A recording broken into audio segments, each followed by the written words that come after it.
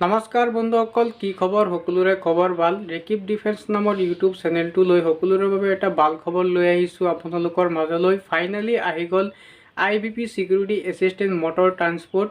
আৰু এইটো পদত এপ্লাই কৰিবলৈ হ'লে অসমৰ যিকোনো ডিষ্ট্ৰিক্টৰ কেণ্ডিডেটে এপ্লাই কৰিব পাৰিব। তাৰ বাবে বয়সৰ সময়সীমা কিমানৰ পৰা কিমান দিছে, শিক্ষাগত অৰ্হতা কিমানৰ পৰা কিমান দিছে, সকলোখিনি তথ্য ষ্টেপ বাই ষ্টেপ জনাই আছোঁ। চ' ভিডিঅ'টো সম্পূৰ্ণৰূপে চাই থাকিব।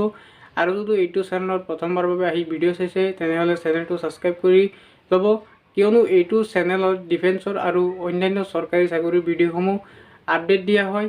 চ' ভিডিঅ'টো সম্পূৰ্ণৰূপে চাই থাকিব। পোষ্ট নেম হৈছে IB security assistant motor transport. Job location all India. কেণ্ডিডেটে এপ্লাই কৰিব পাৰিব।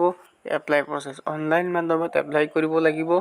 চেলাৰী দিয়া হ'ব 21,700 টকাৰ পৰা 69,100 টকালৈকে। এপ্লাই ষ্টাৰ্ট হৈছে 6 তাৰিখৰ পৰা আৰু এয়া লাষ্ট ডেট হৈছে 28 ছেপ্টেম্বৰ 2025 তাৰিখলৈকে। তাৰপিছত হৈছে এডুকেশ্যন কোৱালিফিকেশ্যন। ইয়াত 10 পাছ কৰিব লাগিব। লগতে যদি ড্ৰাইভিং লাইচেন্স যদি থাকে তেনেহ'লে এইটো পদত আবেদন কৰিব পাৰিব। যদি ড্ৰাইভিং লাইচেন্স নাথাকে তেনেহ'লে আবেদন কৰিব নোৱাৰিব। তাৰপিছত হৈছে এজ লিমিটেড। মিনিমাম 18 বছৰ হ'ব লাগিব। মেক্সিমাম 27 বছৰলৈকে এপ্লাই কৰিব পাৰিব। এজ ৰিলেশ্যন দিয়া হৈছে OBCৰ বাবে 3 ইয়াৰ্ছ, ST SCৰ বাবে 5 ইয়াৰ্ছ দিয়া হৈছে। তাৰপিছত application fees UR OBC EWS 650 টকা পে'মেণ্ট কৰিব লাগিব।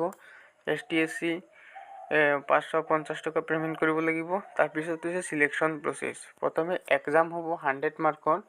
তাৰপিছত হ'ব ড্ৰাইভিং টেষ্ট 50 মাৰ্কৰ। তাৰপিছত ডকুমেণ্ট ভেৰিফিকেশ্যন। তাৰপিছত মেডিকেল এক্সামিনেশ্যন। তাৰপিছত নেক্সট আছে ইম্পৰ্টেণ্ট ৱেবছাইট লিংক। ইয়াত অফিচিয়েলৰ ৱেবছাইট লিংক দিয়া আছে। তাৰপিছত হৈছে এপ্লাই অনলাইন লিংক। ইয়াত এপ্লাই অনলাইন লিংক দিয়া আছে, গৈ এপ্লাই কৰিব পাৰিব।